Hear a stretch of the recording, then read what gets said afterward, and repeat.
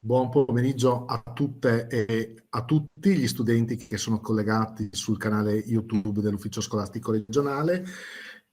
Diamo avvio a questo secondo ciclo di seminari che è stato pensato in collaborazione tra l'Ufficio Scolastico Regionale del Veneto e gli istituti di ricerca di storia della Resistenza.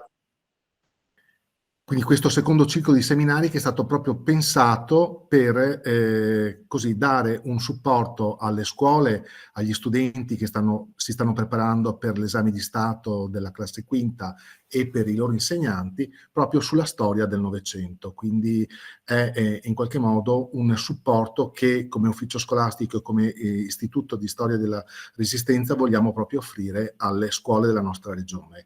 Questo seminario è stato pensato proprio in collaborazione con l'Iveser e con la professoressa Albanese, che è la presidente dell'Iveser e che è anche docente di storia contemporanea all'Università di Padova. E insieme a lei hanno collaborato un gruppo di docenti che sono distaccati nei territori presso appunto gli istituti di ricerca e che hanno poi, tra le altre cose, un impegno continuo e costante proprio di supporto alle scuole proprio sulla didattica della storia. A breve lascerò la parola alla professoressa Albanese perché appunto potrà introdurre la nostra relatrice. Io ringrazio moltissimo la professoressa Stolzi della sua disponibilità e anche della relazione insomma, che metterà appunto a disposizione dei nostri studenti e dei nostri docenti, e non porto via altro tempo. Chiaramente lasciatemi così portare il saluto del nostro ex ormai direttore dell'Ufficio Scolastico Regionale, la dottoressa Carmela Palumbo, che ha voluto fortemente già dallo scorso anno questo ciclo di seminari, che adesso insomma è tornata al Ministero a Roma come capo dipartimento, però insomma ci segue anche da lontano e appunto mi ha pregato di portare i suoi saluti, oltre che chiaramente quelli del nostro vice direttore, della dottoressa Mirella Nappa. Bene, lascio la parola alla professoressa Albanese per poterci introdurre in questo bel pomeriggio. Grazie. Grazie dirigente Gaudio, e per me è un grande piacere presentare questo ciclo di lezioni che abbiamo pensato insieme all'Ufficio Scolastico Regionale del Veneto con gli istituti di Vicenza, Verona, Belluno e Venezia e con i distaccati presso questi istituti da parte dell'Ufficio Scolastico Regionale. È un ciclo di lezioni che abbiamo pensato ovviamente in poche ore, in poche lezioni non si può pensare di riassumere un periodo denso come il secondo dopoguerra. Però abbiamo pensato in qualche modo di trovare delle linee di lettura attraverso questo dopoguerra pensando a 5 parole chiave. Queste 5 parole sono cittadinanza, con cui cominciamo oggi, lavoro, stato sociale, criminalità e ambiente, e abbiamo scelto per raccontarci in che modo queste questioni ci permettano di leggere il periodo che va dal 1945 in qualche modo fino ai giorni nostri e di diciamo articolare delle domande storiche, ma non solo, intorno a questi temi. Abbiamo chiesto ad alcuni dei principali studiosi in Italia su questi argomenti, e tra questi la professoressa Irene Stolzi, che è professoressa ordinaria di storia del diritto medievale moderno e che si è occupata di vari temi, tra i quali il corporativismo e il diritto fascista, la cittadinanza, il mercato del lavoro nell'Europa del Sud, le inchieste parlamentari e molto altro. Tra le sue pubblicazioni recenti ci sono Sindacati e diritto del lavoro tra dittature e democrazie nell'Europa mediterranea e latina del 2019, che ha curato, un volume sulle inchieste parlamentari, un profilo storico giuridico in Italia 1861-1900, che ha scritto per Giuffre nel 2015, e un volume a cui sono particolarmente affezionata sull'ordine corporativo, poteri organizzati e organizzazione del potere nella riflessione giuridica dell'Italia fascista, pubblicato sempre da Giuffre nel 2007. La ringrazio di cuore di aver accettato questo nostro invito e spero che sia un'occasione importante per gli studenti e le studentesse e per i docenti e le docenti per fare il punto su una questione centrale per definire il tema dei diritti e dei doveri nelle società contemporanee, quale è quello della cittadinanza. Grazie Irene.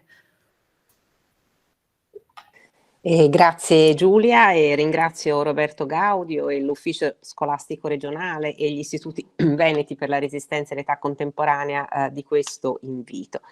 Come avrete capito dalla presentazione di Giulia, io sono una giurista, sono una storica del diritto, quindi cercherò, sperando di utilizzare il linguaggio comprensibile, di introdurvi al tema della cittadinanza, che è quello che mi è stato assegnato da questo osservatorio particolare, che è un osservatorio appunto non appartato rispetto a quello storico generale, ma costituisce appunto uno dei varchi attraverso i quali si può avvicinare un tema. Poiché si tratta appunto di fronte degli insegnanti, e ho capito che su YouTube seguono gli studenti, via via mi soffermerò anche sulla possibile utilizzazione didattica di alcuni materiali che a mio parere più di altri si prestano a introdurre questo discorso anche nelle classi scolastiche. Io ho preparato delle slide e nel momento in cui io condividerò lo schermo non vedrò più voi. Se qualunque cosa non vi risultasse chiara, per favore interrompetemi e io cercherò di come dire, chiarirla nel suo significato. Quindi non abbiate timore a interrompere se qualcosa non vi dovesse Professoressa risultare. Stolzi, mi permetta solo una cosa. Sì? Sia i docenti nella chat, sia gli studenti su YouTube trovano il link per le eventuali domande, quindi utilizzate il link per sia docenti che studenti per porre qualsiasi tipo di domanda che poi cercheremo di girare alla professoressa Stolzi. Grazie. Ditemi solo se vedete lo schermo con le slide. Sì. Benissimo. Mi è stato, quando appunto sono stata contattata per questa relazione di questo pomeriggio, mi è stato chiesto di fare una panoramica generale sulla cittadinanza del secondo dopoguerra con un'attenzione specifica alla fine sulle questioni relative al genere. Ho preparato alcune slides, non so se riuscirò a illustrarle tutte, ma diciamo passati 3/4 d'ora e 50 minuti io mi fermerò e dopo apriremo, spero, alle domande, perché lasciano sempre la possibilità in maniera più appunto dialogica poi di approfondire temi che a voi possono risultare di maggior interesse. Allora, una notazione iniziale, probabilmente banale: che cosa si intende quando si parla di cittadinanza? Si può utilizzare il termine cittadinanza in un'accezione più ristretta, guardando all'insieme appunto di norme e di procedure che un ordinamento prevede affinché un soggetto possa acquisire lo status formale di cittadino. Ma si può anche aderire ad una interpretazione più lata, più larga del significato di cittadinanza. Io qui mi riferisco alle parole di Pietro Costa, che forse è il massimo studioso in questo momento della cittadinanza, che appunto ritiene che per cittadinanza si possa intendere in maniera più comprensiva il legame tra un individuo e l'ordine politico-giuridico nel quale si inserisce. Quindi è un modo, la cittadinanza diventa un varco per mettere a fuoco appunto la condizione del soggetto rispetto al contesto circostante, che lui chiama il rapporto politico fondamentale. Quindi un modo, la cittadinanza diventa uno dei concetti che ci consente di chiarire qual è la relazione tra il singolo, la comunità, le istituzioni, e quindi le aspettative, le pretese, i diritti, i doveri, le modalità di appartenenza e i criteri di differenziazione, le strategie di inclusione e di esclusione. Ora si capisce come queste due definizioni non sono evidentemente incompatibili, né marciano su binari paralleli. Spesso infatti il rapporto politico fondamentale, quindi lo ripeto, l'insieme di diritti, di doveri, di aspettative, quindi questo rapporto politico fondamentale è legato allo status formale di cittadino, ma altre volte non è così. Pensate per esempio al fenomeno migratorio, che lega la possibilità di accedere a certi servizi o di adempiere certi doveri non alla cittadinanza ma ad altri parametri, per esempio l'esistenza di un rapporto di lavoro, l'esistenza di una residenza o di una residenza da un certo numero di anni. Quindi diciamo la condizione del soggetto in un ordinamento, in un determinato spazio giuspolitico, non è necessariamente legata allo status formale di cittadino, ma è legata, diciamo, a una pluralità di parametri che vale la pena tenere insieme, valutare insieme nel loro complesso. Ora, cerchiamo di tracciare un perimetro necessariamente cursorio, sommario, sintetico, di quello che noi chiamiamo usualmente la cittadinanza democratica. Ora, nell'Italia del 45-46 si tratta di realizzare, diciamo, una doppia discontinuità. Cosa vuol dire questa espressione doppia discontinuità? Vuol dire che si tratta di costruire questo spazio democratico e questa idea di cittadinanza democratica non solo realizzando una cesura forte col ventennio fascista, ma anche con la precedente visione, diciamo così, ottocentesca liberale della cittadinanza e quindi del soggetto. Guardate che questa discontinuità era complessa su entrambi i fronti. Da un lato perché alla caduta del fascismo vi fu la tendenza da più parti, anche da parte dei giuristi, di chiudere il fascismo tra parentesi, di isolarlo in qualche modo dalla storia italiana, di vedervi una sorta di bubbone, di escrescenza eccentrica che era improvvisamente spuntata nel corso della storia italiana e una volta finita questa esperienza la si poteva appunto appartare, la si poteva isolare dal resto della storia. E questo modo di vedere il regime portò anche a tentativi di sutura, di collegamento tra prefascismo e postfascismo. Quindi portò anche al tentativo di riabilitare una visione del soggetto e più in generale dello spazio giuspolitico che era stata tipica del liberalismo ottocentesco. Quindi da un lato si trattava di prendere le distanze da questi tentativi, diciamo, di riabilitazione di immagini risalenti di cittadinanza, dall'altro si trattava di marcare in maniera decisa la discontinuità col periodo fascista. Ora, noi giuristi diciamo che un concetto che consente di segnare questa doppia discontinuità, cioè di collocare, come dire, di realizzare questa doppia discontinuità, è il concetto di personalismo. Questo è un concetto che ha delle ascendenze anche culturali molto forti, in un certo filone di riflessione francese, ma che trova concordi gran parte, diciamo, delle forze presenti nell'Assemblea Costituente. Cosa intendiamo per personalismo? Innanzitutto la persona è qualcosa di diverso dall'individuo. Noi diciamo che la nostra Costituzione ha come proprio riferimento un soggetto considerato come persona e non più come individuo. Non è evidentemente un gioco di parole, ma è un modo per chiarire col termine individuo ci si riferisce a un'idea della soggettività, a quella idea della soggettività che era stata tipica dell'individualismo liberale ottocentesco. L'individuo come monade, come soggetto, si è parlato di concezione insulare della soggettività, cioè soggetto considerato come realtà in sé chiusa e conchiusa, identificato soprattutto dalla volontà. Mentre un soggetto astratto, appunto, considerato astrattamente uguale a tutti gli altri.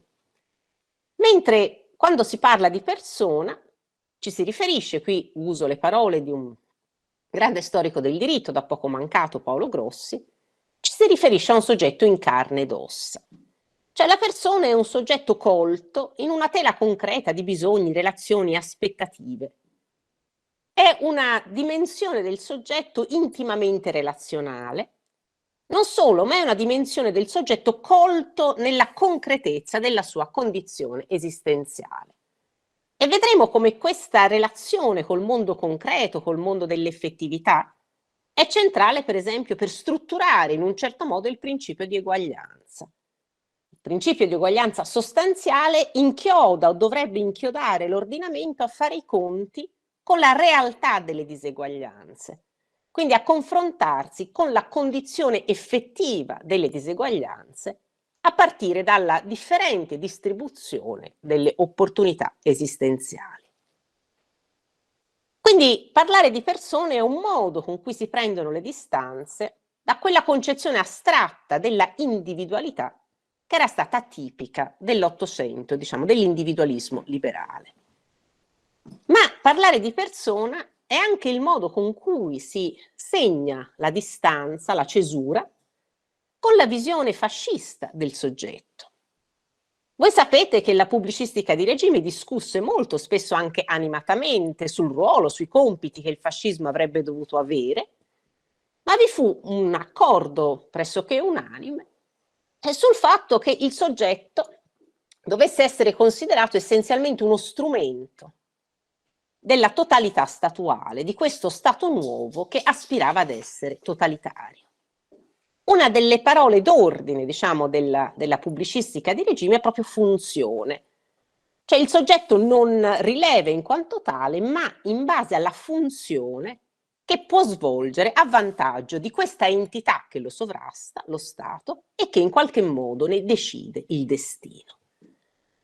Quindi c'è una visione strumentale del soggetto come strumento che viene respinta dalle donne e dagli uomini dell'Assemblea Costituente.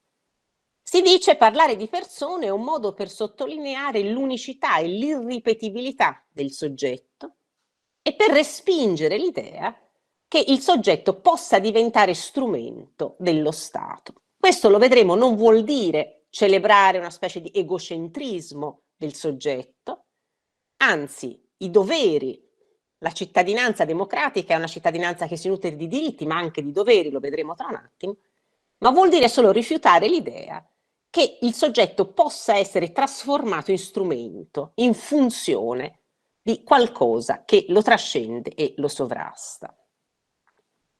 Al di là di questa visione, diciamo, teorica, vi fu poi, come voi sapete, vi furono come dire, interventi normativi nel ventennio fascista che tendevano a ritagliare la posizione del soggetto sulla base dell'appartenenza politica e dal 1938 politico-razziale. Cosa vuol dire? Che per esempio a partire dall'inizio degli anni 30 si prevede che l'iscrizione al Partito Nazionalfascista sia necessaria per ottenere delle promozioni, ma anche per accedere a degli impieghi.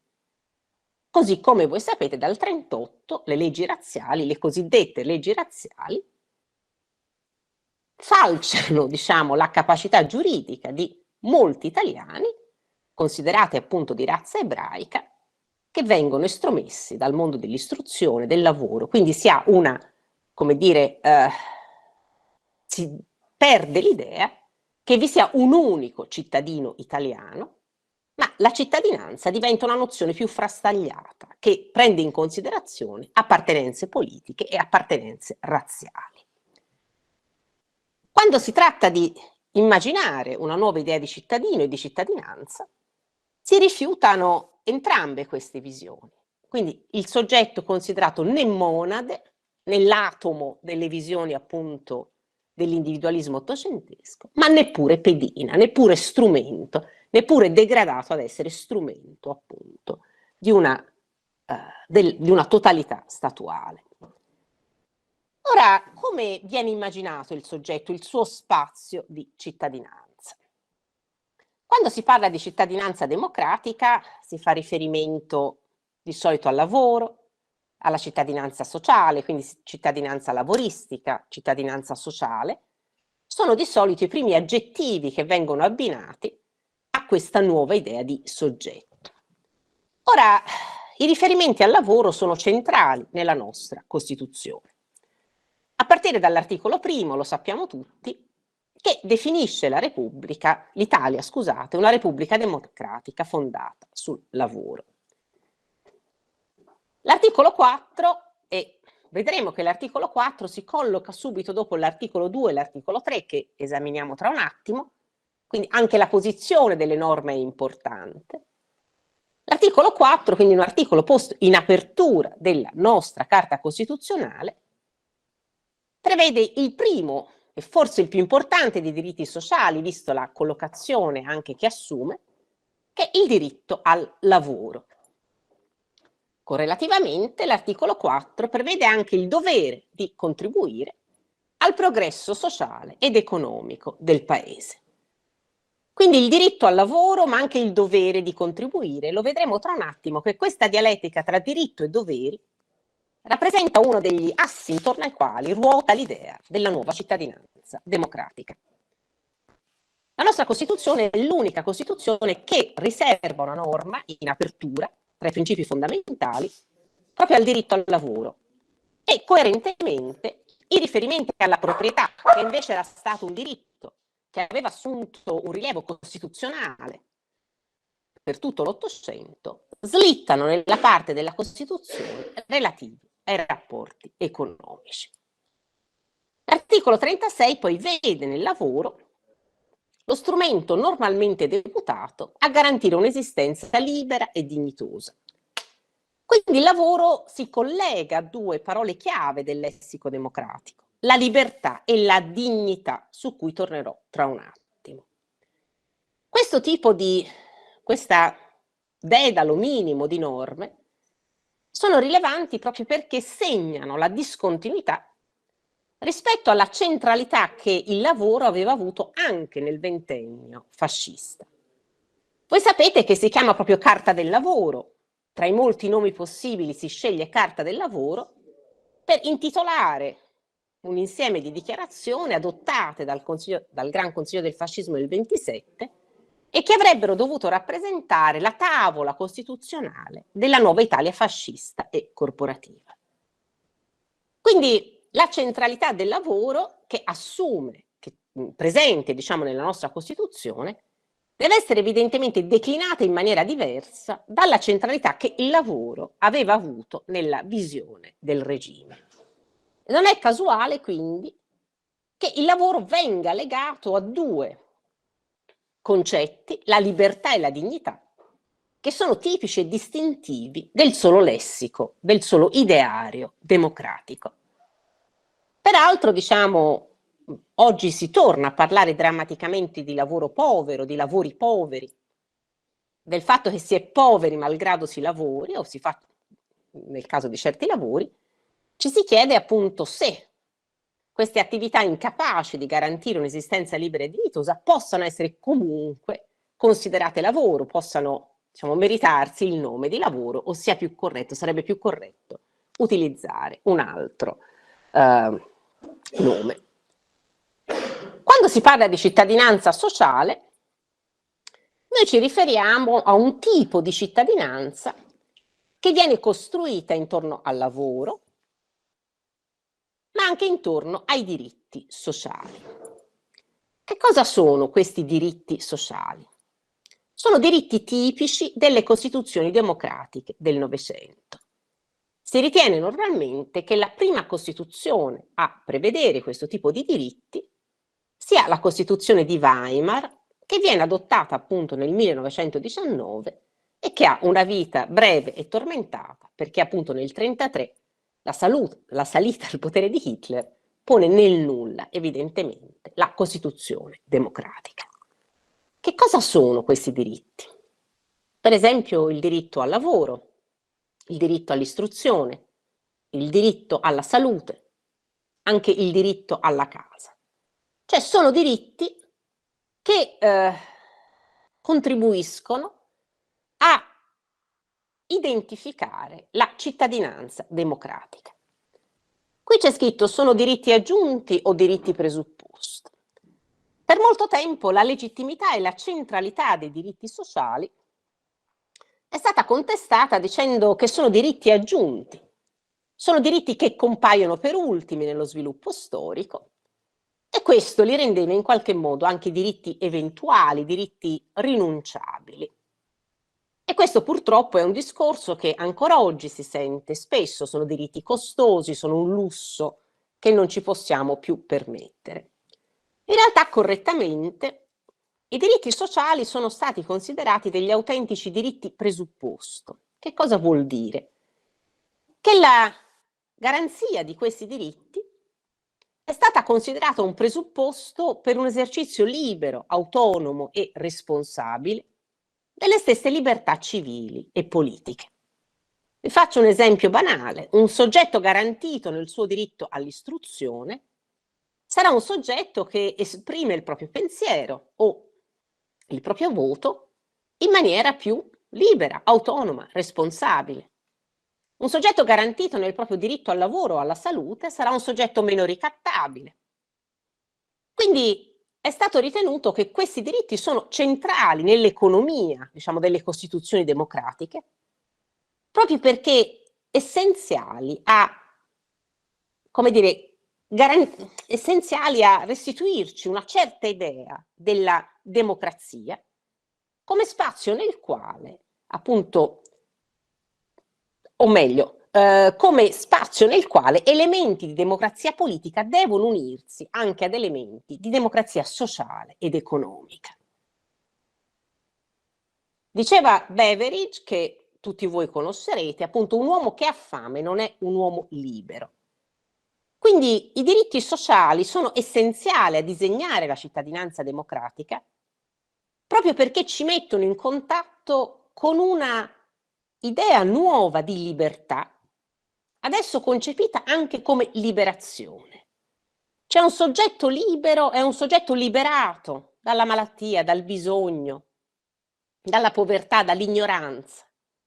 C'è l'idea di un intervento attivo delle istituzioni. La nostra Costituzione dice la Repubblica. La Repubblica non è solo lo Stato, non sono solo le istituzioni pubbliche, siamo tutti noi.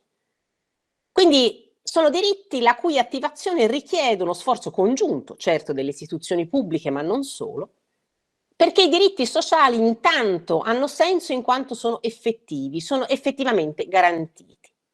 Dichiararli e basta, non serve. È inutile che io dica, no, che tutti possono studiare se poi non esiste un sistema di istruzione pubblica che effettivamente garantisce a tutti la possibilità di accedere all'istruzione.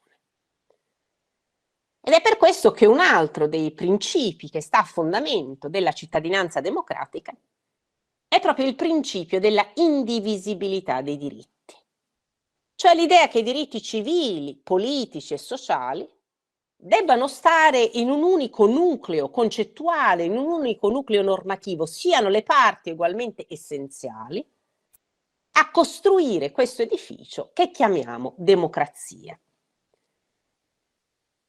Vulnerare, diciamo, attaccare, rendere più debole una di queste componenti significa mettere a repentaglio la tenuta dell'intero edificio democratico. Diciamo, è alla base delle scommesse, della scommessa, diciamo così, portata avanti dai costituenti.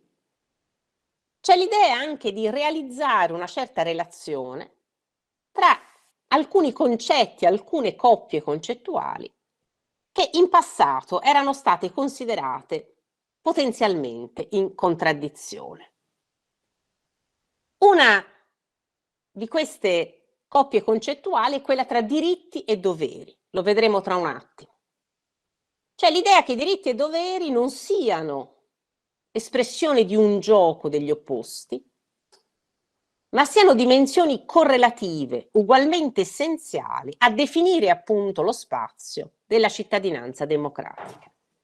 Se voi aprite l'articolo 2 della Costituzione, vedete che i diritti inviolabili sono abbinati ai doveri inderogabili di solidarietà.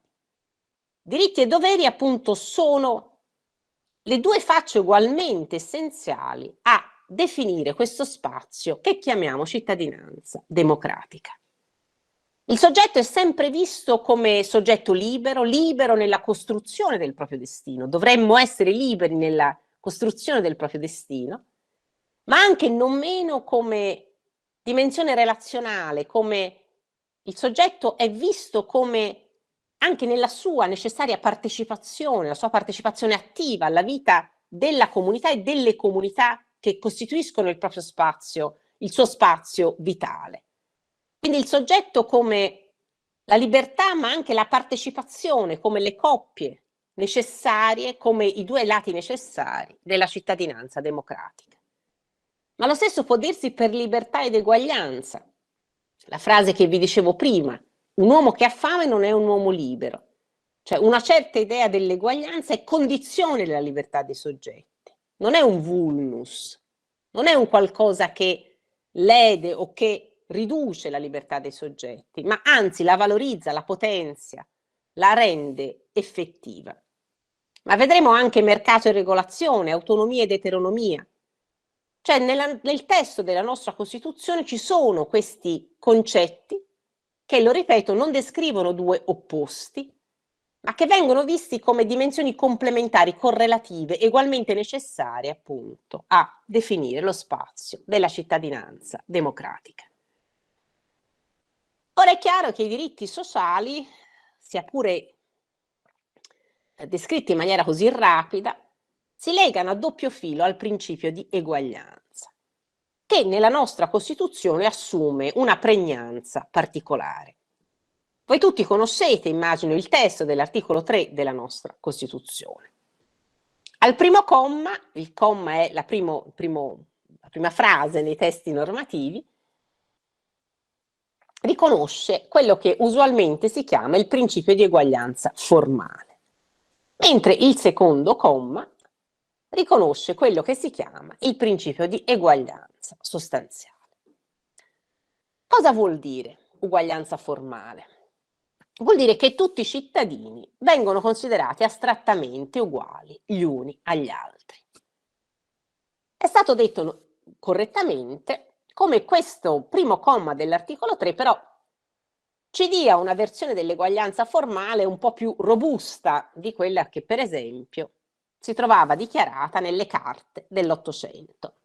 Se voi aprite l'articolo 24 dello Statuto Albertino, ci trovate scritto: tutti i regnicoli sono uguali dinanzi alla legge. Quello, per così dire, è un principio di uguaglianza formale in purezza, mentre questo primo comma dell'articolo 3 ci dice già qualcosa di più. Innanzitutto, prima di dire che tutti i cittadini sono uguali davanti alla legge, ci dice che hanno pari dignità sociale. Rodotà ha parlato di rivoluzione della dignità. Dignità è una parola che entra nel lessico costituzionale, cioè acquista una sua valenza giuridica normativa con le costituzioni democratiche del Novecento. Anche in questo caso è Weimar la prima Costituzione che contiene un riferimento alla dignità. La dignità non è facile da definire. La dignità è una specie di valore soglia, cioè è un contenuto cui non si dovrebbe mai abdicare, che ogni ordinamento dovrebbe rispettare. Pensiamo ai campi in cui questa idea di dignità ha avuto delle importanti traduzioni normative. Pensate al tema del fine vita, dell'accanimento terapeutico, delle disabilità, delle invalidità, del trattamento penitenziario. Cioè tutte quelle situazioni rispetto alle quali è facile che si vada sotto la soglia di una vita degna, che invece dovrebbe essere garantita a tutti all'interno di un ordinamento democratico. Quali che siano appunto le condizioni di abilità fisica e psichica di un cittadino, ma anche quale sia stata appunto la sua condotta, il cittadino modello, ma anche la persona che si è macchiata di un reato. Quindi questo riferimento alla dignità è un monito forte per l'ordinamento, perché è un valore appunto che non dovrebbe mai essere, sotto il quale, diciamo, è un valore, un riferimento che dovrebbe essere in ogni caso rispettato. E poi ci sono tutta una serie di, è indicato, tutta una serie di fattori che vietano trattamenti discriminatori. Quindi tutti i cittadini hanno pari dignità sociale, sono uguali davanti alla legge, senza distinzione di sesso, di razza, di lingua, di religione, di opinioni politiche, di condizioni personali e sociali. Quindi se domani appunto un Parlamento decide che tutte le donne, non possono più uscire di casa, è evidente che incappano, che si tratta di una norma incostituzionale, perché viola appunto questo divieto di discriminazione basato sul sesso. Qualche anno fa, due curiosità. Il riferimento esplicito al sesso fu chiesto in Assemblea Costituente da Lina Merlin, che non lo ritenne un riferimento superfluo, come dicevano alcuni suoi colleghi in Assemblea Costituente, che ritenevano inutile menzionare il sesso. Lei, anche vedendo il tenore di alcune discussioni su cui, se avrò tempo, tornerò tra un attimo, ritenne invece essenziale questa precisazione, proprio perché appunto aveva, come dire, captato atteggiamenti discriminatori nei confronti delle donne. Per quanto riguarda il riferimento alla razza, qualche anno fa fu chiesto di modificare questa espressione della nostra Costituzione, perché giustamente ormai si è riconosciuto come non esistano le razze umane, ma esista un'unica razza umana. In realtà all'epoca, diciamo, di questo dibattito era presidente della Corte Costituzionale Paolo Grossi, che insieme ad altri sottolineò l'importanza che questa parola restasse nel testo della nostra Costituzione. Innanzitutto per ricordarci da dove venivamo. Cioè venivamo da un regime che aveva adottato delle leggi razziali, che quindi sulla base della cosiddetta razza, appunto, aveva falcidiato la capacità giuridica, e non solo, di una parte della popolazione italiana. Ma non era solo uno sguardo rivolto al passato quello che consigliava di tenere ferma questa parola nella Costituzione, era anche uno sguardo rivolto al presente. Paolo Grossi disse: finché c'è un germe di razzismo nel mondo, è bene che questa parola resti lì, a ricordarci come ancora molta strada debba essere fatta. E poi il secondo comma dell'articolo 3, che è stato definito il capolavoro istituzionale di Lelio Basso e Massimo Severo Giannini. Questo comma, questa disposizione è arcinota, questa parte dell'articolo è arcinota, perché ci offre il principio di eguaglianza sostanziale. È compito della Repubblica, vedete, non dello Stato, della Repubblica, rimuovere gli ostacoli di ordine economico e sociale che, limitando di fatto la libertà e l'eguaglianza dei cittadini, impediscono il pieno sviluppo della persona umana e l'effettiva partecipazione di tutti i lavoratori all'organizzazione politica, economica e sociale del Paese. Quindi c'è un impegno a rimuovere gli ostacoli, cioè a giocare per quanto possibile la partita sul fronte delle opportunità, della parificazione per quanto possibile delle opportunità iniziali. E poi guardate, gli ostacoli di ordine economico e sociale che, limitando di fatto. E su questa locuzione avverbiale si svolse un dibattito serrato in Assemblea Costituente, perché significava che l'ordinamento da quel momento in poi si sarebbe dovuto chinare a guardare la realtà e a guardare le molte diseguaglianze di cui si nutriva la realtà. Paolo Barile, che è stato un illustre costituzionalista, diceva che questa norma aveva una portata confessoria, cioè che sostanzialmente confessava che l'Italia era in quel momento, e forse non solo in quel momento, un paese fondato sulle diseguaglianze, e che queste diseguaglianze non dovevano essere considerate un dato ineluttabile della sorte, ma il prodotto di un contesto economico, politico e sociale su cui era necessario e doveroso lavorare. E vedete qui gli ostacoli che impediscono il pieno sviluppo della persona umana e l'effettiva partecipazione. Di nuovo l'idea che la cittadinanza democratica è libertà, è pieno sviluppo del sé, è libertà di costruire il proprio destino, ma è anche partecipazione, è anche non meno partecipazione di tutti all'organizzazione appunto della comunità. Ora, per effetto di questa norma, che è di un'importanza, forse è anche la norma più bella della nostra Costituzione, l'eguaglianza non è più solo un principio che si dichiara, siamo tutti uguali, ma diventa appunto un obiettivo che impegna la Repubblica, quindi le istituzioni pubbliche, gli enti intermedi, ma tutti noi, diventa un obiettivo che è complesso, che è dinamico, che è problematico. Cioè questa è una norma che dovrebbe appunto imporre all'ordinamento una verifica costante della scarto esistente tra le promesse della democrazia contenute nella Costituzione e la realtà. E poi questa è una norma che sposta l'idea di uguaglianza, o che allarga, diciamo, l'idea di uguaglianza, si distende in un alveo più vasto, che comprende certo la parità di trattamento, e il divieto di discriminazione, ma comprende anche non meno la parificazione, almeno tendenziale, delle opportunità. L'idea è che bisogna operare in radice, bisogna operare a monte e non solo a valle. Quindi l'idea è anche che il compito delle istituzioni non è solo quello di lenire, di curare, di intervenire ex post sulle diseguaglianze esistenti, sulle sofferenze, sulle fragilità sociali, economiche e culturali. Ma dovrebbe essere un compito che si sviluppa soprattutto a monte, ex ante, che lavora appunto sul terreno delle opportunità esistenziali su cui ogni cittadino deve o dovrebbe poter contare. E poi una piccola indicazione. Sulla base del primo comma dell'articolo 3, che ripetiamo è quello che impone di trattare tutti allo stesso modo, senza distinzione di sesso, di razza, eccetera, eccetera. Un diritto giusto è un diritto uguale. C'è un diritto che tratta tutti allo stesso modo, senza distinzione appunto di sesso, di razza, eccetera, eccetera, eccetera. Mentre sulla base del secondo comma dell'articolo 3, un diritto giusto può e talora deve essere un diritto diseguale, cioè che tratta in maniera diversa situazioni differenti. Pensate per esempio alle azioni positive assunte in materia di parità di genere.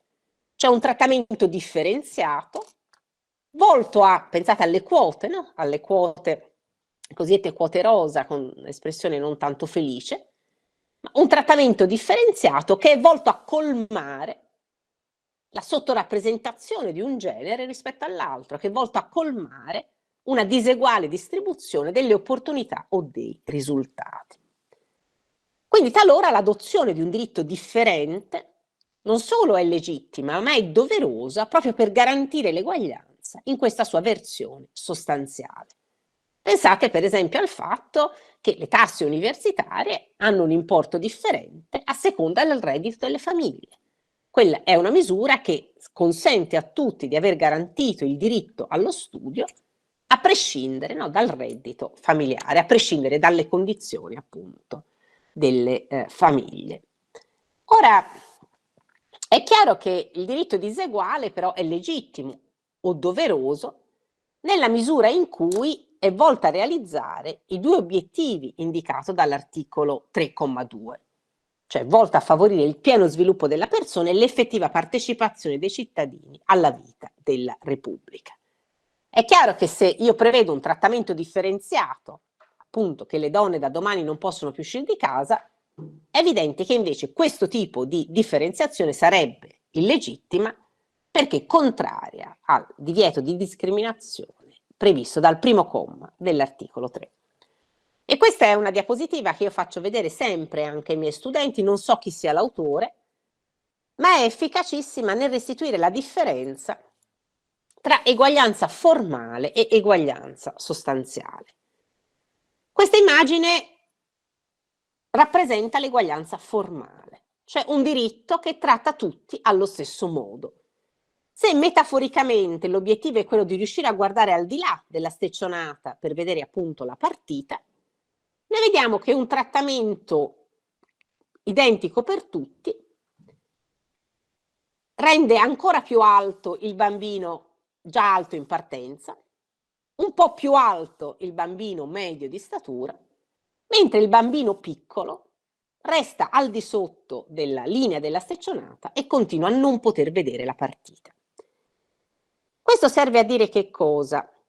Che un principio di uguaglianza declinato in senso esclusivamente formale non solo non lavora sulla distribuzione delle opportunità o delle condizioni esistenziali, il fatto che uno sia più basso o più alto, ma finisce per avvantaggiare chi parte già da una posizione di vantaggio. Questo è il principio di uguaglianza sostanziale. Vuol dire adottare un trattamento differenziato che consenta a tutti di superare l'ostacolo, in questo caso di vedere la partita. E quindi mettere i due gradini sotto il bambino, come dire, piccolo, uno sotto il bambino di statura media e nessun gradino, nessun supporto sotto il bambino di statura alta, che già, come dire, con le sue forze, con la sua statura è in grado di guardare al di là della steccionata. E questa è un'altra norma fondamentale per capire come viene immaginata la cittadinanza democratica. Ve lo accennavo prima. In questo caso si ha un abbinamento tra i diritti inviolabili dell'uomo e i doveri inderogabili di solidarietà. C'è scritto che la Repubblica riconosce e garantisce i diritti inviolabili dell'uomo. Vedete, la Repubblica li riconosce, non li crea. Qui c'era il bisogno di, appunto, sottolineare come i diritti sono parte essenziale dell'uomo. I diritti sono una componente essenziale della soggettività, non è un qualcosa che lo Stato elargisce, che lo Stato concede, che lo Stato crea, ma in qualche modo preesistono allo Stato e lo Stato non può che riconoscerli, non può che, come dire, sanzionarne l'esistenza. La Repubblica riconosce e garantisce i diritti inviolabili dell'uomo sia come singolo, sia nelle formazioni sociali ove si svolge la sua personalità. Il riferimento alle formazioni sociali, ai corpi intermedi, ai gruppi intermedi, qualunque sia la loro inclinazione, quindi gruppi intermedi possono nascere per le più svariate finalità, possono essere partiti, sindacati, associazioni della più varia specie e natura. Il riferimento alle formazioni sociali è centrale, ma poteva collocarsi su un terreno minato. Perché? Perché anche nella visione del regime fascista gli enti intermedi erano considerati un elemento essenziale del sistema di potere del regime. In quella visione gli enti intermedi servivano a dar corpo alla vocazione totalitaria dello Stato fascista, al di là che questa vocazione si sia realizzata o meno, ma è chiarissima l'idea che i gruppi intermedi, che le formazioni sociali, rappresentano uno strumento essenziale per edificare questo Stato nuovo, e nuovo perché, appunto, aspirava ad essere totalitario. Lo Stato totalitario, infatti, è uno Stato che in qualche modo conquista la società organizzandola, riesce a conquistare una presenza tentacolare nella società organizzandola, suddividendola in gruppi ed organizzazioni.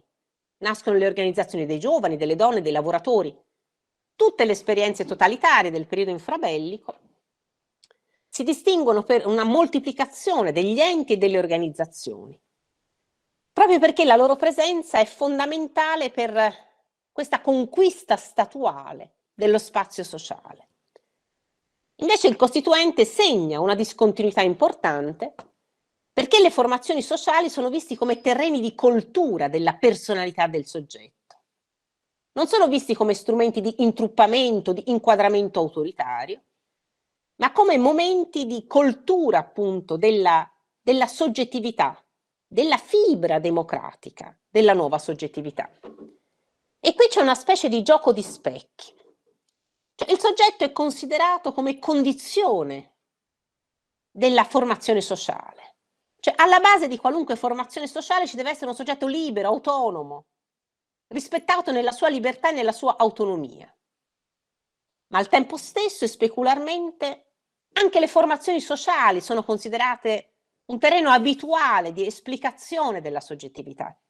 Sono l'humus di qualsiasi esperienza democratica.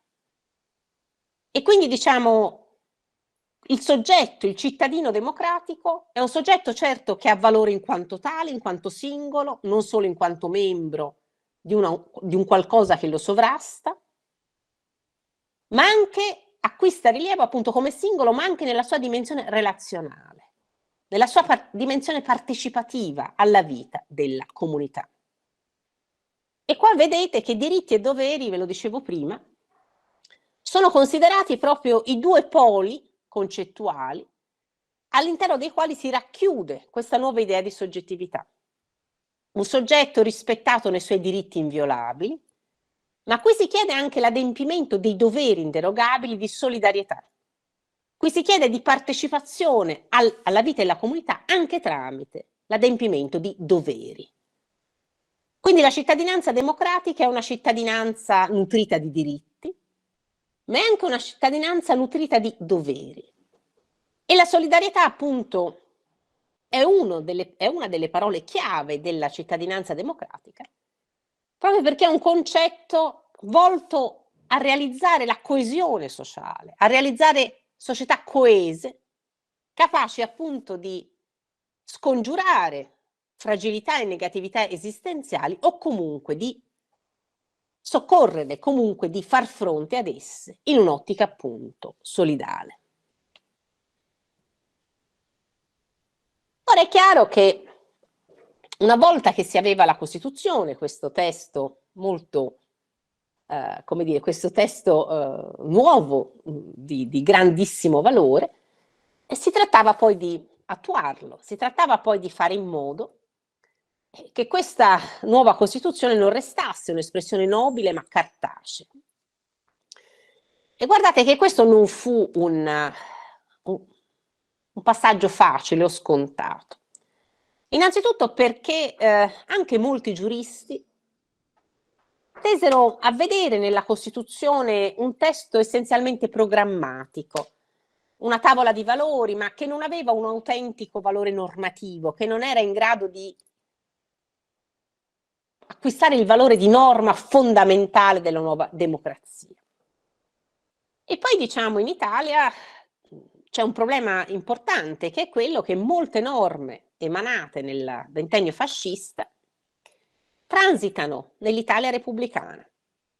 E quindi c'è un problema importante di quella che si chiamava bonifica costituzionale. Cioè, come dire, setacciare queste molte norme ereditate dal periodo fascista e verificare la loro compatibilità con il nuovo assetto, i nuovi contenuti, i nuovi valori posti a fondamento della democrazia.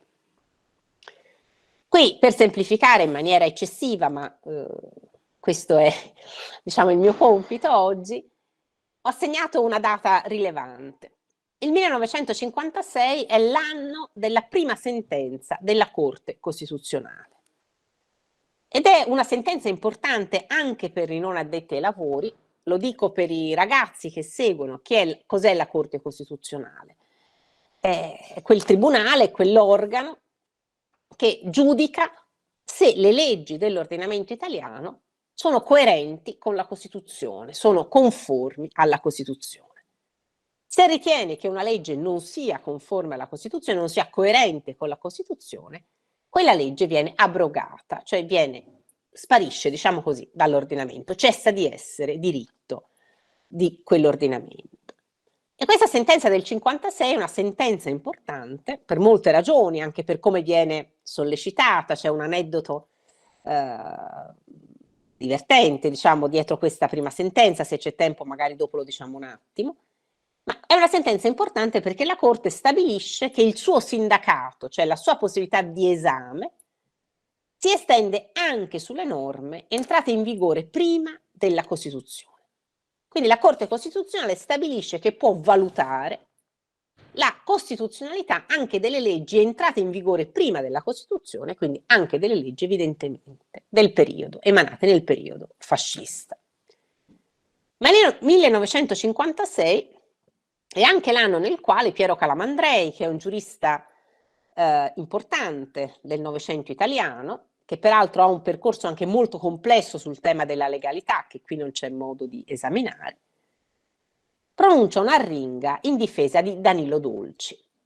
E questo è un testo bellissimo, appunto, se ci sono, si trova facilmente anche online, e rappresenta veramente un ottimo materiale didattico da utilizzare nelle scuole, perché l'arringa ha un testo splendido, anche molto accattivante, e perché restituisce molto bene l'inizio di questa democrazia che per partire, che per decollare, ha bisogno di lasciarsi alle spalle tutta una serie di norme che invece restituivano la visione autoritaria del fascismo. Danilo Dolci è un attivista, è un personaggio che combatte battaglie pacifiche a fianco dei poverissimi della Sicilia. Entra in contatto con villaggi di pescatori, vede un bambino morire di fame, questo lo segna. L'idea che ci siano questi ultimi, questi dimenticati, rispetto ai quali appunto i contenuti della Costituzione sono lontanissimi. Organizza una protesta singolare, cioè un gruppo di disoccupati si mettono a riparare autonomamente una serie di strade dissestate, per dimostrare che c'era tanto da lavorare, quindi c'era lavoro e soprattutto c'era voglia di lavorare. Sulla base del testo unico di pubblica sicurezza del 1931, quindi un testo unico del periodo fascista, Danilo Dolci viene arrestato con una serie di capi di imputazione, da invasione di terreni a disobbedienza, mi pare, a pubblico ufficiale, insomma subisce un processo penale per aver organizzato questa che era una protesta del tutto pacifica, appunto di rimettere a posto autonomamente una strada per richiamare l'attenzione su questa parte dell'Italia, su questa popolazione di questa parte dell'Italia completamente dimenticata. E in questa arringa celebre di Piero Calamandrei c'è proprio l'invito di tutte le istituzioni a cooperare all'opera di bonifica costituzionale, a lavorare insieme affinché appunto le norme della Costituzione diventino attuate, diventino autenticamente norme, abbiano un valore importante nella regolazione della vita dei cittadini, quindi non restino delle dichiarazioni nobili, ma lontane dalla concretezza appunto della vita quotidiana. E contrappone Calamandrei in questa arringa una legalità che lui chiama decrepita, quella del testo unico di pubblica sicurezza del 31, e la legalità costituzionale, che invece deve essere l'unica guida per la costruzione della democrazia. Ma questi sono anche gli anni di Don Milani e della scuola di Barbiana, che nasce appunto dalla denuncia del carattere classista della scuola italiana, quindi di una scuola che non rispetta le promesse di diritto all'istruzione contenute nella Costituzione. E questi sono 3 minimi esempi per farvi capire però come da diversi osservatori, da diverse prospettive, si tenta di rendere questa Costituzione un testo vivente, un testo capace veramente di avviare un processo di trasformazione democratica. Io ho parlato credo 3/4 d'ora. Posso dire qualcosa anche sul genere, un'altra decina di minuti, oppure mi posso fermare qui e aprire alle domande? Lascio a voi la scelta. No, vada professoressa, continui pure sul genere, la stiamo ascoltando molto bene. Allora, il primo comma dell'articolo 3 contiene un divieto di discriminazione sulla base del sesso. E vi ho già detto che fu Lina Merlin appunto a ritenere non ultroneo, non superfluo questo riferimento, vedendo anche l'aria che si respirava appunto nell'Assemblea Costituente. Nella nostra Costituzione poi ci sono due norme che connettono la dimensione del genere o del sesso, come si diceva allora, a quella del lavoro. Cioè, noi abbiamo detto che la nostra Costituzione non ripudia un'idea astratta di soggettività. Se noi apriamo la Costituzione, appunto, troviamo le donne e gli uomini, i giovani e i vecchi, i sani e i malati, i ricchi e coloro che non lo sono, gli istruiti e coloro che non lo sono. Cioè, la nostra Costituzione ci restituisce un'idea concreta, una ricognizione realistica della soggettività. E il genere, appunto, è uno dei punti che frange questa astrattezza nel modo di considerare il soggetto. È chiaro poi che la centralità riconosciuta al lavoro porta a combinare, per così dire, donna o genere e lavoro, proprio perché da un lato si aderisce appunto a una visione concreta della soggettività, dall'altro si riconosce al lavoro un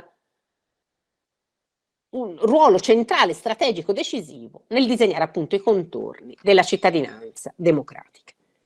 Qui abbiamo il primo comma dell'articolo 37 che dice: la donna lavoratrice ha gli stessi diritti e a parità di lavoro le stesse retribuzioni che spettano al lavoratore. Le condizioni di lavoro devono consentire l'adempimento della sua essenziale funzione familiare e assicurare alla madre e al bambino una speciale adeguata protezione. Ora vedremo con quanta fatica il principio della parità salariale riesce a entrare nell'ordinamento, E voi sapete che tuttora in Italia quello che si chiama il gender pay gap, cioè la differenza retributiva tra uomini e donne, è particolarmente alta.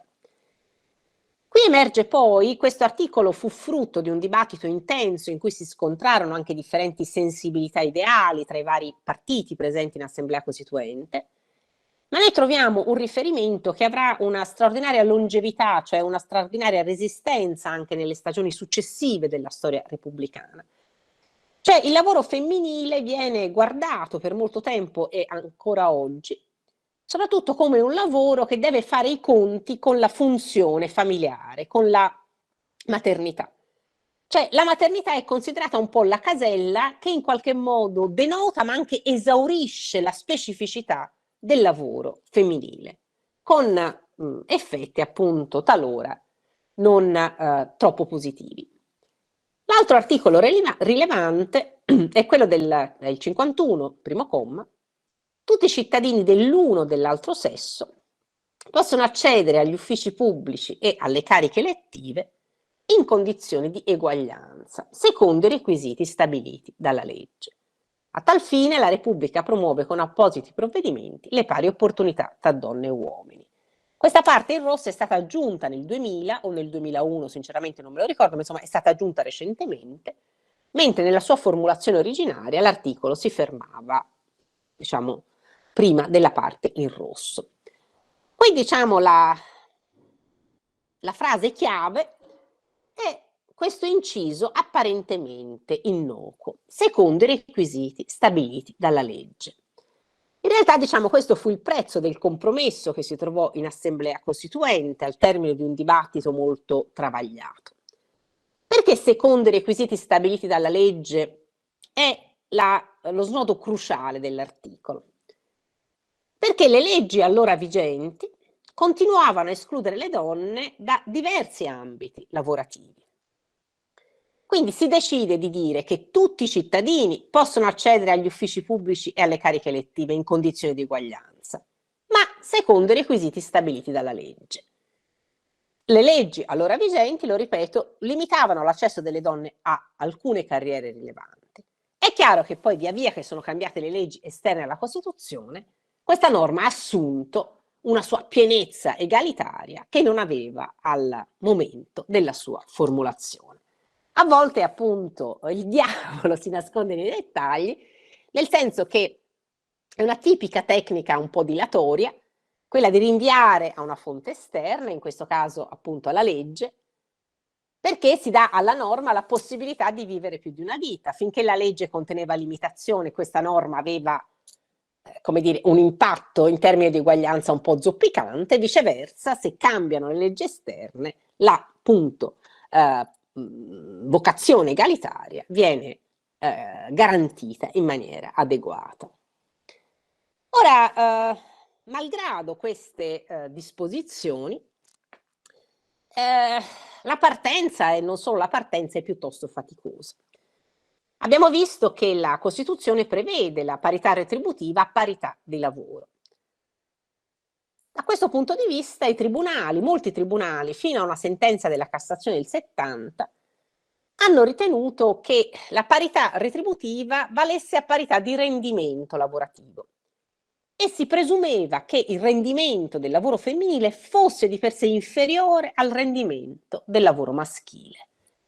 Si diceva la donna arriva al lavoro già stanca perché deve farsi carico anche di tutte le incombenze domestiche, quindi si dava per scontato che il rendimento del lavoro femminile fosse inferiore e che questo legittimasse una retribuzione ugualmente inferiore.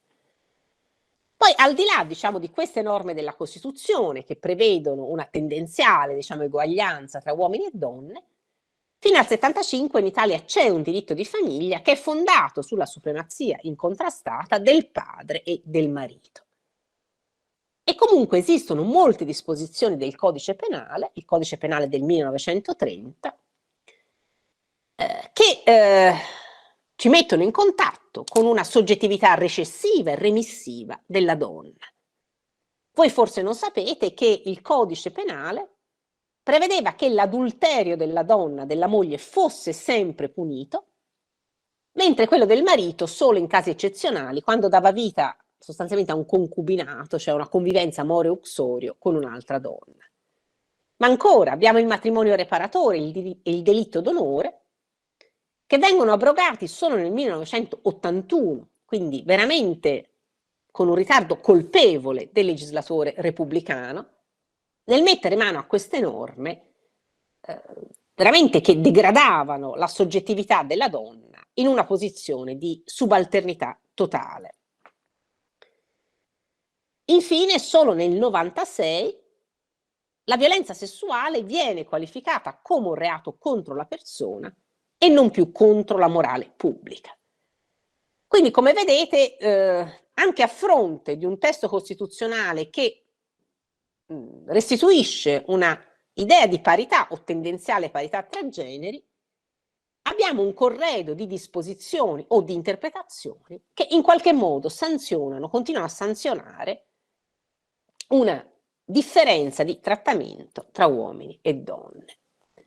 E guardate che e questo è un altro materiale molto utile a livello didattico, perché sono anche discussioni molto vivaci, molto facili da leggere, che di solito interessano molto gli studenti. In Assemblea Costituente si svolge un dibattito emblematico sull'ingresso delle donne in magistratura. C'era una norma del 1919, la stessa norma che aboliva l'autorizzazione maritale, però continuava a escludere le donne da alcuni lavori, tra cui la magistratura. E questo dibattito, di cui mi sono occupata anche per ragioni, diciamo, scientifiche, ci mette in contatto con un'articolazione di posizioni veramente molto significativa. Sono pochissime le voci semplicemente favorevoli all'ingresso delle donne in magistratura e che vedono in questo ingresso un corollario necessario del principio di eguaglianza. Mentre se noi leggiamo le posizioni dei contrari, vediamo riemergere un vieto repertorio di stereotipi sul femminile che puntano il fuoco sulla incapacità della donna. Cioè si dice non è un problema di eguaglianza, la donna non è meno uguale dell'uomo, è diversamente capace. C'è un tessuto attitudinale naturale del femminile che rende la donna incapace di accedere all'ufficio di giudice, che richiede equilibrio di giudizio, raziocinio, fermezza di carattere. E queste sono caratteristiche che alle donne mancano per natura. Si dice espressamente non basta superare un concorso, non basta superare il concorso per magistrato, studiando una donna ce la può fare, è proprio un problema di, come dire, base attitudinale che fa difetto alle donne, che non può essere surrogata attraverso appunto lo studio anche intenso del diritto. Poi ci sono i favorevoli con riserva, che sono favorevoli ad ammettere le donne alla magistratura, ma in certi tipi di giudizio, giudizi tribunale dei minori, giudizi in materia familiare. E qui è facile vedere come la funzione giurisdizionale viene vista come una sorta di estensione della tradizionale funzione materna e familiare della donna, e quindi su questi ambiti la donna può essere, come dire, impiegata con profitto, proprio perché estenderebbe a questi ambiti la sua presunta naturale sensibilità, appunto, familiare e materna. E poi ci sono altre posizioni, quelle dei realisti, che dicono, ma insomma, non facciamo tutte queste storie. Quanto mai saranno le donne a fare i giudici? Saranno poche, perché non è un mestiere che a loro interessa, non si adatta alle loro caratteristiche. Quindi, come dire, non facciamo troppe storie, perché alla fine non saranno che poche le donne a cimentarsi in questa carriera. Mentre noi sappiamo che nella seconda metà degli anni '80, mi pare nell'87,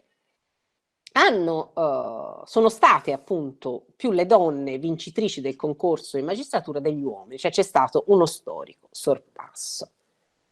Qualche cosa proprio esile, in 5 minuti chiudo.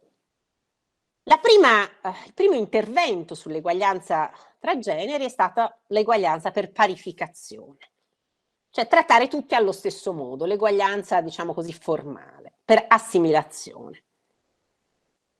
C'è un errore, è 64, non 66, ho sbagliato a scrivere, me ne accorgo ora.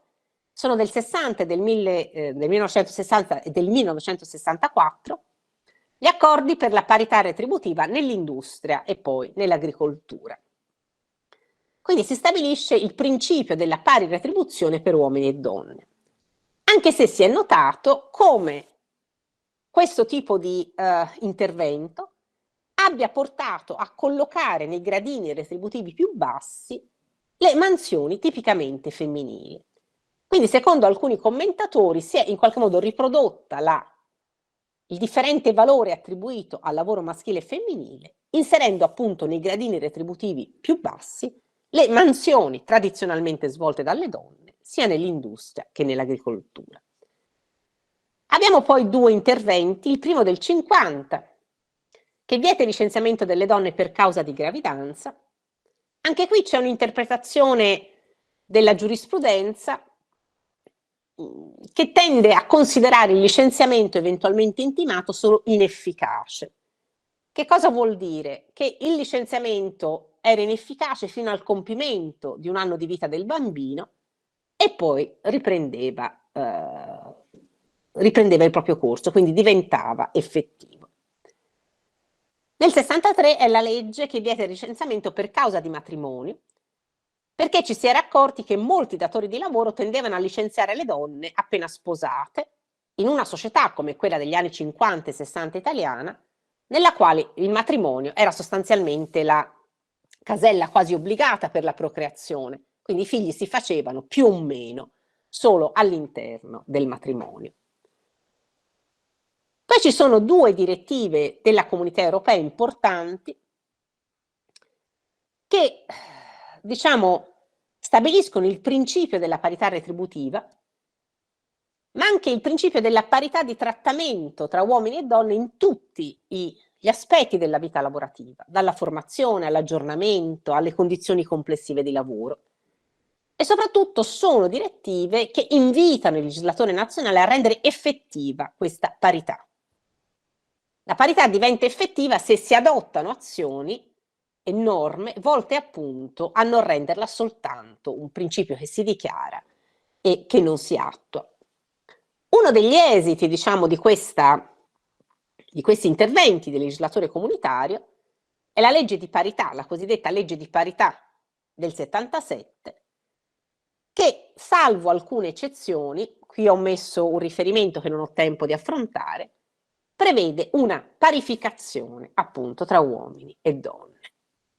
La seconda fase dell'eguaglianza è l'eguaglianza per differenziazione, cioè si differenzia il trattamento per cercare di colmare per quanto possibile lo svantaggio competitivo in cui un genere si trova rispetto all'altro. Si parte con i congedi di maternità, che sono la forma più, diciamo, antica, risalente di tutela del lavoro femminile. Un lavoro, lo ripeto, che è captato però per molto tempo dal legislatore solo in relazione alla maternità. Cioè la specificità del lavoro femminile si esaurisce in qualche modo nei riferimenti alla maternità. E via via, diciamo, come sapete, i congedi sono stati estesi anche ai padri, dapprima solo nel caso di morte o di impossibilità delle madri e poi in maniera più ampia. Si è arrivati oggi al congedo obbligatorio per i padri anche nel pubblico impiego, ha ancora una durata risibile, mi pare che siano 10 giorni, perché poi tutti gli anni cambia, ma mi pare che siamo arrivati a 10 giorni. E qui però sarebbe necessario che il congedo anche per i padri diventasse obbligatorio. In che senso? Che oggi se un padre lo chiede, il datore di lavoro è obbligato a concederlo, a garantirlo. Mentre invece dovrebbe diventare obbligatorio come è quello per le donne, cioè che anche il padre è obbligato a ricorrervi, proprio perché questo rappresenterebbe un modo per realizzare in maniera molto concreta che i figli appunto non sono solo delle madri, ma anche dei padri. È del 71 la legge sugli asili nido che per la prima volta, come dire, crea una dimensione extrafamiliare per la cura dei bambini piccoli. È chiaro che finché non si agisce sui servizi esterni alla famiglia, è molto complesso immaginare un tipo di società in cui entrambi i genitori riescano o possano lavorare. Quale sia la situazione un po' sotto gli occhi di tutti, diciamo, gli asili nido non sono, almeno in molte parti d'Italia, abbastanza, e poi servirebbero altri servizi di qualità esterni alla famiglia, capaci appunto di farsi carico di compiti di accudimento che viceversa tendono, se no, a confluire sulle spalle delle donne.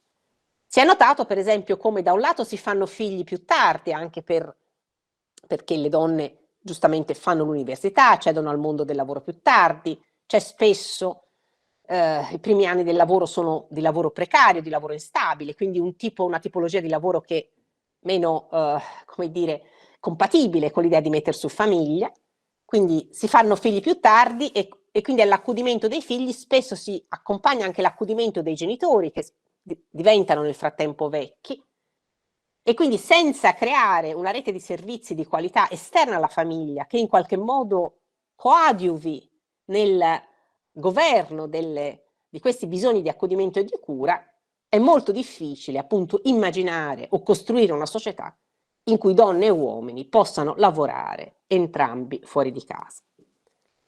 E poi diciamo le azioni positive. Le azioni positive sono le tipiche azioni per attuare, diciamo, le tipiche azioni di diritto diseguale, cioè ispirate al principio di eguaglianza sostanziale. Si tratta in modo diverso alcune situazioni, proprio per aumentare per quanto possibile le opportunità di ingresso nel mondo del lavoro, in questo caso, o di reingresso nel mondo del lavoro. Le azioni positive nascono con l'obiettivo di combattere quella che si chiama la segregazione orizzontale o verticale. Segregazione orizzontale vuol dire combattere la sottorappresentazione di un genere in determinati ambiti lavorativi, genere che può essere maschile o femminile. Avrete sentito parlare, per esempio, delle iniziative volte a incentivare le iscrizioni, per esempio, delle ragazze nelle facoltà scientifiche, che sono ancora prevalente composizione maschile, forse anche perché c'è un retaggio che in qualche modo ritiene le ragazze meno portate per lo studio di certe materie. Ma servono anche a combattere la segregazione verticale, quello che si chiama il soffitto di cristallo, cioè la maggiore difficoltà delle donne ad accedere ai livelli apicali delle rispettive carriere lavorative. È in virtù, per esempio, di questa idea che sono stati previsti, per esempio, incentivi per l'imprenditoria femminile, che sono state previste le quote rosa in alcuni ambiti della vita economica e politica. Cioè sono state previste azioni appunto volte a riequilibrare la condizione dei generi in determinati ambiti della vita istituzionale e lavorativa. E qui vi ho citato solo uno stralcio di una sentenza molto bella della Corte Costituzionale che ha definito le azioni positive il più potente strumento a disposizione del legislatore per scongiurare il rischio che diversità di carattere naturale o biologico si trasformino arbitrariamente in discriminazione di destino sociale. Cioè evitare appunto di segnare il destino sociale in maniera ingiustificata. Ed è per questo che ogni movimento di emancipazione non serve mai solo al gruppo che di volta in volta se ne fa promotore, al gruppo di volta in volta discriminato, alle donne, un gruppo etnico, un gruppo religioso, ma il movimento emancipatorio dovrebbe lavorare come una sorta di sbloccadestini per tutti, no? Per ricordare che nessuno è inchiodato a un destino obbligato e quindi non è solo, come dire, un rimedio a favore di una parte della società, ma dovrebbe essere un modo nuovo di guardare alle relazioni appunto tra persone e quindi anche alla cittadinanza. E se per molti anni uno dei concetti chiave, soprattutto nel rapporto tra donne e lavoro, è stato quello della conciliazione, cioè come conciliare il lavoro esterno alla casa con i compiti familiari, oggi si usa correttamente il termine condivisione. La conciliazione comunque mette sulle spalle delle donne il problema di conciliare, mentre la condivisione in qualche modo allarga lo spettro dei soggetti coinvolti e rende appunto certi compiti di tutti, compiti sociali. Appunto i figli non sono un fatto privato, ma sono il futuro di un'intera società che quindi in qualche modo deve essere coinvolta nella messa a punto degli strumenti e dei servizi necessari a garantire una crescita comune. Io mi fermo qui perché ho parlato veramente tanto, se poi magari se ce la facciamo questa slide la diciamo con le domande, se c'è qualche domanda.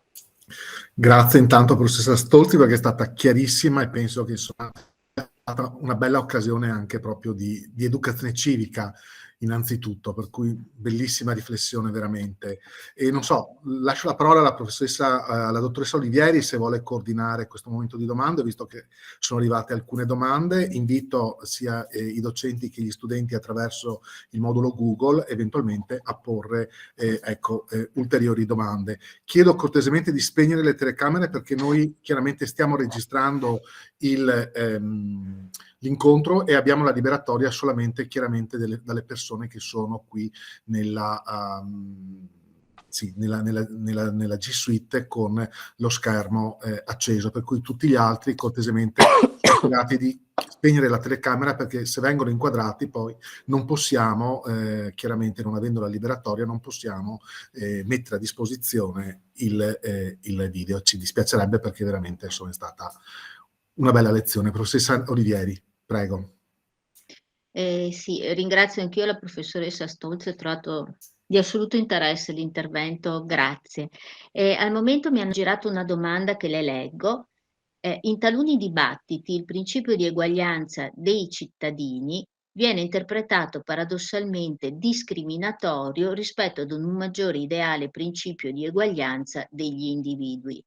Premesse le mutate situazioni demografiche in Italia tra il 1946 e il 2023, come può essere impostato un ragionamento argomentato con gli studenti su questo tema?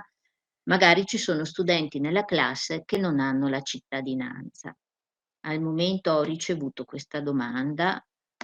Preferisce che le faccia anche la successiva o risponde una alla volta? Anche la successiva, poi basta perché sennò ho paura di dimenticare. Ok, allora, come mai al giorno d'oggi, nonostante la presenza di un'uguaglianza a livello legale tra uomo e donna, è ancora presente una disuguaglianza tra le due parti a livello sociale, a causa della quale la figura dell'uomo sovrasta ancora quella della donna in diversi ambiti? Allora, Taccio e le lascio la parola. sono domande da $1.000.000 e dunque è chiaro la differenza tra cittadini e individui. Anche la nostra Costituzione, non ho avuto modo di dirlo, differenzia la soggettività con diverse gradazioni. A volte si parla di uomini o uomo, a volte di cittadini, a volte di lavoratori e non è un uso lessicale casuale. È chiaro che soprattutto i fenomeni migratori hanno portato alla luce la presenza di compagni di viaggio, come possono essere i ragazzi di una stessa classe o i lavoratori di una stessa azienda, che hanno uno status diverso, cioè non sono tutti cittadini italiani. E questo impatta sulla possibilità di esercitare alcuni diritti, come il diritto di voto. Io sinceramente non ho risposte né veramente questa è la sede in cui io possa azzardare indicazioni su un tema così ampio. Si sta parlando dello ius soli, dello ius scholae, cioè di identificare degli strumenti che in qualche modo consentano una parificazione della posizione di chi diciamo è cittadino italiano con quella di chi non è cittadino italiano. Una parificazione che non avviene sulla base di criteri come la nascita o il possesso di un certo grado di istruzione, criteri ritenuti in qualche modo veicolo di inclusione.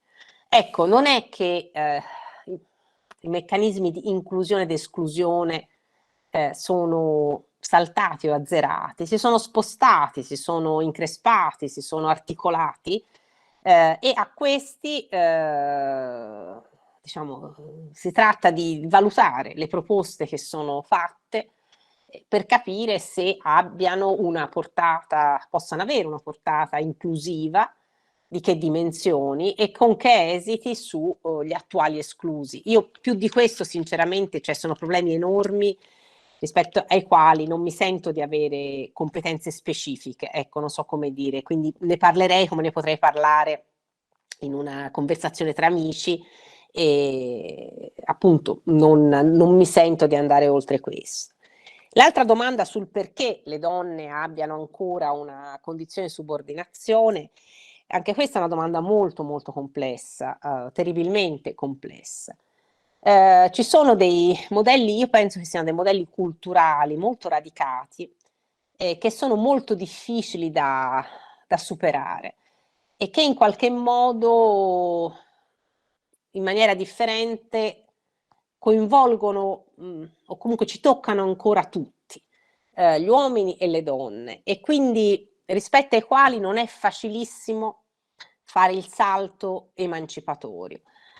Io penso che quando si parla appunto di modello culturale non ci si riferisce a una dimensione teorica, ma ci si riferisce proprio a un substrato radicale delle nostre società, che anche in maniera irriflessa, anche in maniera inconsapevole, ci porta a replicare certi modelli di rapporto. Per esempio c'è un libro che ho trovato veramente di grande qualità che ricostruisce le tecniche di interrogatorio e il linguaggio usato negli interrogatori e processi penali per violenza di genere, no? E si vede che questa mentalità sottostante riemerge in maniera potente nel modo con cui si decidono di formulare le domande alle donne vittime di violenze sessuali, e questo è una dimensione anche trasversale, cioè non conta sempre la generazione a cui appartiene il giudice o l'avvocato, il genere a cui appartiene al giudice o l'avvocato. Ecco, quando si entra in contatto con questa trasversalità si capisce che tutti noi, più o meno consapevolmente, siamo permeati da un certo ideario, da una certa idea di divisione dei ruoli, da cui è molto difficile staccarsi. Detto questo, tanto è stato fatto e tanto ancora bisogna fare. Bisogna fare, per esempio, nell'invertire con decisione un modello di divisione dei ruoli che tende ancora ad appoggiare sulle spalle delle donne molti compiti e molto diversi. Io, per esempio, trovo orticante la retorica del cervello multitasking, che solo le donne avrebbero la fortuna di avere, e che in fondo è l'argomento con cui si continua ad appoggiare sulle spalle delle donne una serie differenziata di compiti, per cui solo le donne riuscirebbero a stare contemporaneamente su più fronti, mentre gli uomini, no, più di una cosa alla volta non riescono a fare. Questo è una forma, lo dico scherzosamente, lo capite, però a volte anche l'argomento della superiorità delle donne sugli uomini è un argomento discriminatorio, perché comunque in qualche modo attribuisce alla donna che legittimamente vuole spendersi sul lavoro, avere una vita familiare, cioè vivere una vita piena, un po' il compito o l'onere di essere una supereroina, una capace veramente di fare tanto bene e tutto insieme. Ecco, io credo che si debba cominciare veramente dalla revisione anche della distribuzione dei compiti a partire dalla vita familiare, un cambio di mentalità anche insomma, diciamo, nei datori di lavoro, comunque in chi assume appunto la scelta di assumere donne o uomini. E io penso che un po' di strada è stata fatta, e poi c'è bisogno anche che le donne evitino di autosegregarsi, cioè di essere le prime a fare un passo indietro non appena un'esigenza familiare lo richieda, cioè la capacità anche delle donne di reputarsi capaci e di ritenere legittima anche la propria realizzazione, per esempio sul lavoro, di non ritenerla un fatto eventuale, un fatto che può essere, che arriva in fondo se arriva quando tutto il resto è a posto. Questo credo che serva uno scatto di mentalità, e servano anche davvero servizi di qualità capaci di sostenere, diciamo, i bisogni di cura, di accudimento fuori dal nucleo familiare. Quindi tutto questo forse porterà, e penso di sì, a dei risultati. Molta strada è stata fatta, questo non ce lo dimentichiamo. Le leggo la prossima domanda.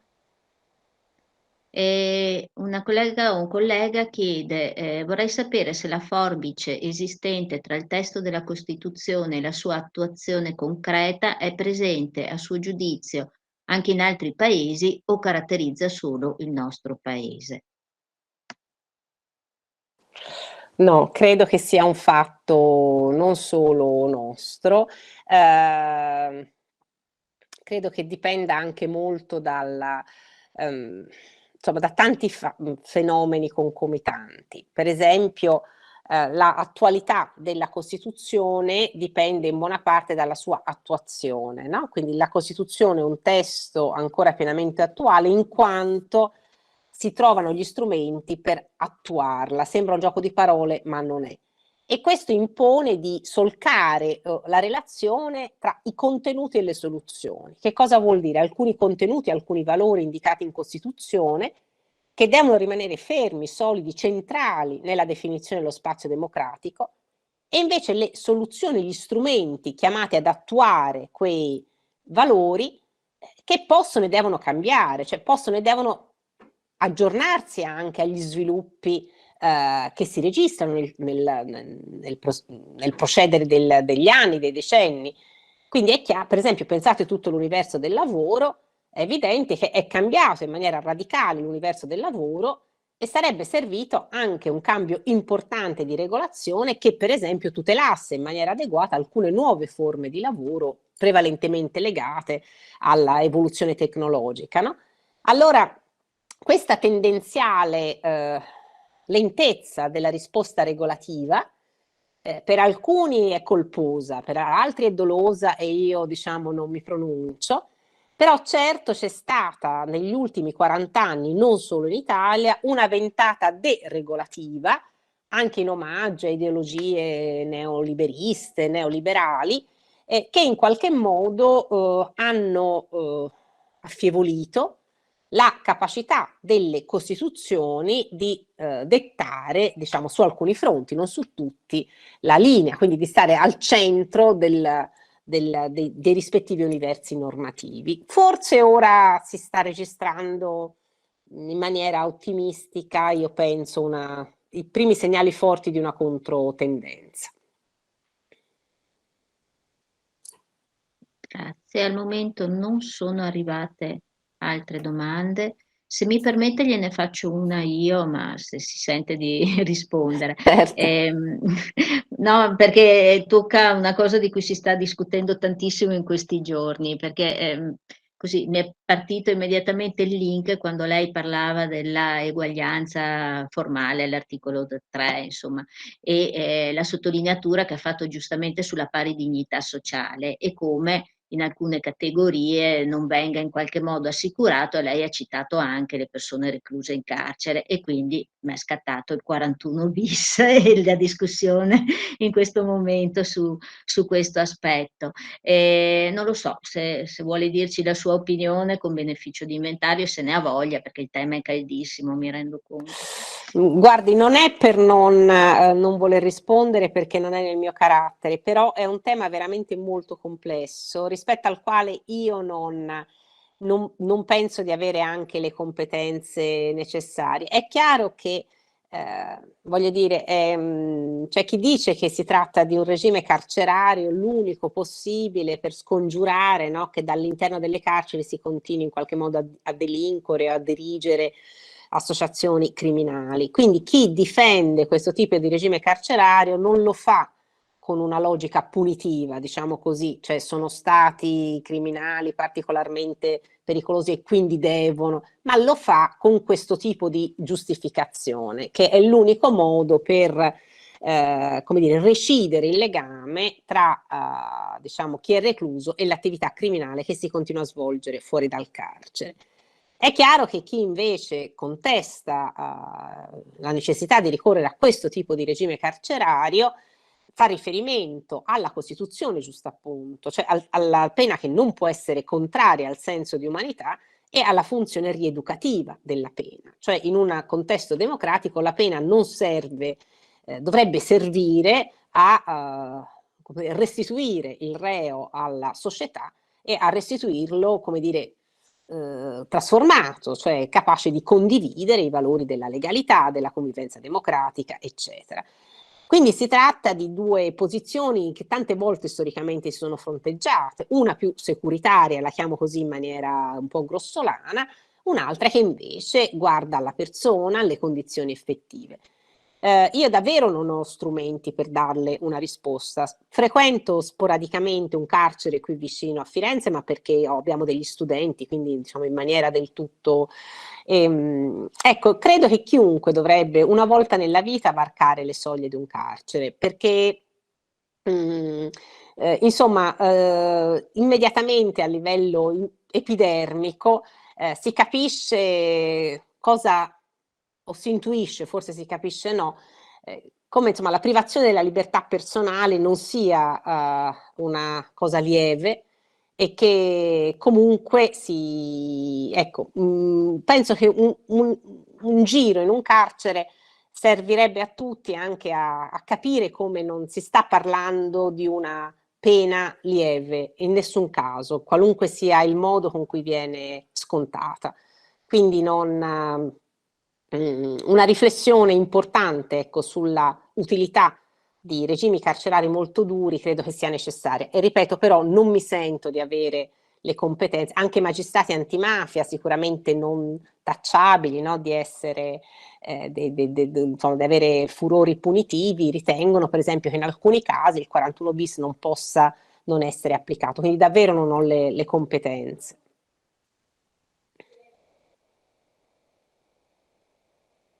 Nel frattempo non mi sono arrivate altre domande.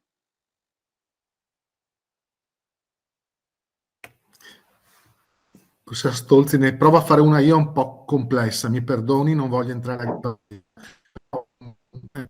Però la sento a tratti io, però, la sento a tratti. Aiuto, adesso mi sente? Ora mi pare di sì, sì. Sì. Ecco, no, dico, non voglio entrare a gamba tesa. Possiamo così un attimo fare un passaggio tra il concetto di sussidiarietà orizzontale che è stato introdotto nella nostra Costituzione di recente e come eventualmente alimenta il concetto di cittadinanza democratica, se lo alimenta o se invece in qualche modo può rischiare anche di limitarlo, non lo so, ecco. Anche questa appunto rispondo diciamo da privata cittadina perché non è un tema su cui ho lavorato direttamente. Il principio di sussidiarietà in realtà è compatibile diciamo con un'idea democratica di convivenza perché la democrazia non è un metodo, questo è un grande errore pensare che la democrazia coincida con una serie di regole che se rispettate come dire, possono dar corso a qualsiasi esito, no? E lo dico sempre ridendo, ma non troppo, non è che ogni decisione presa a maggioranza è perciò stessa democratica, cioè non è che se noi ora all'unanimità decidiamo di buttare dalla finestra un collega, poiché l'abbiamo deciso all'unanimità, quella è una decisione democraticamente assunta, perché qui è chiaro che si aprono derive anche insomma, molto pesanti, il rischio di derive molto pesanti. Quindi la democrazia è soprattutto un programma, cioè è ancorare l'ordinamento a un insieme di valori, di contenuti ritenuti distintivi, tipici, necessari perché una convivenza possa dirsi democratica, l'eguaglianza, la solidarietà, i diritti, doveri, insomma quello che in maniera un po' sommaria ho cercato di dire. Quindi se la sussidiarietà è il criterio con cui si dà voce a istanze diverse da quelle pubbliche, ma si ancorano in maniera ugualmente forte al complesso di principi e valori, cioè come dire, ci si muove tutti nella stessa direzione, può essere anche come dire, può corroborare, può rappresentare una presenza importante della vita democratica. Se viceversa diventa lo strumento per, come dire, produrre un arretramento della dimensione pubblica non adeguata, cioè un arretramento della dimensione pubblica e basta, svincolato appunto dalla centralità di certi obiettivi, di certi valori che dovrebbero essere appunto al centro della visione democratica, ecco, questo crea dei problemi. Quindi anche lì dipende da come viene interpretata e da come viene attuata. Quindi tutto ciò che diciamo che nulla vieta che più attori diversi concorrano a realizzare gli stessi obiettivi, anzi può essere anche un segno di grande forza, di grande vitalità delle democrazie. Se invece diventa la maschera dietro la quale si convalida un arretramento, diciamo, della presenza pubblica, questo crea evidentemente qualche difficoltà.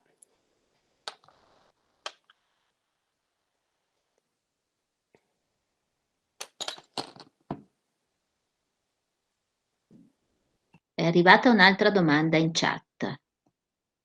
Dicono: il tema delle quote rosa è un esempio di discriminazione positiva. Come si concilia con la meritocrazia? Allora, sulle quote rosa si è discusso tantissimo. Per esempio, si è discusso se debbano garantire l'opportunità o il risultato. Mi spiego. Se garantiscono l'opportunità, per esempio, è candidare uno stesso numero di donne e di uomini per una certa posizione. Quindi in questo caso si garantisce solo la parità dell'opportunità. L'opportunità in questo caso di essere eletti.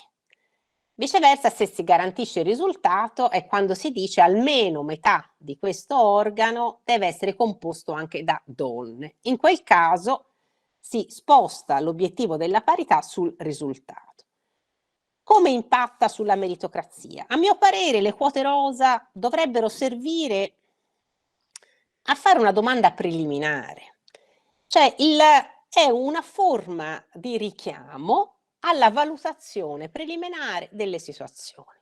Cioè, quando io mi trovo a dover costituire un organo, io mi devo chiedere se sono sicura che non ci sia una donna, rispetto alle persone che hanno le competenze per farlo, capace di svolgere quel ruolo.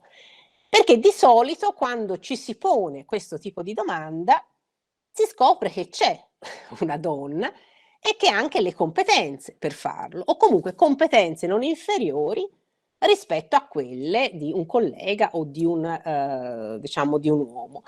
Quindi il discorso delle quote rosa è dibattuto perché può sembrare appunto uno strumento che forza una naturale competizione, però noi sappiamo che poi la competizione di naturale non ha molto o non sempre ha molto, e poi appunto secondo me la quota rosa dovrebbe agire come stimolo preliminare per quello che ho detto, cioè ci si dovrebbe chiedere se si è sicuri che per ricoprire quella posizione o quelle posizioni non ci sia neanche una donna che abbia le competenze necessarie.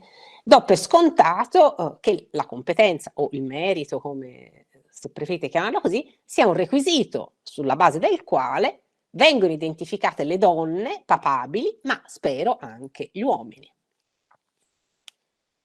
Cioè, la competenza e il merito operano in entrambe le direzioni, insomma.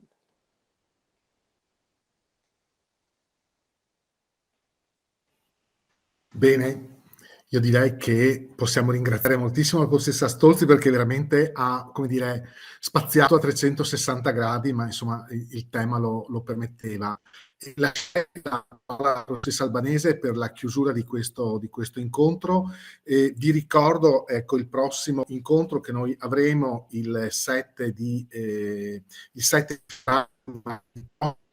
L'incontro è con il professor Bruno Settis, lavoro e sindacato nell'Europa divisa, è il tema che andremo ad affrontare, e nei prossimi giorni verrà messa a disposizione la registrazione di questo incontro sul sito del scolastico regionale, poi insomma potrà essere ripreso anche dal sito degli istituti a livello provinciale e regionale.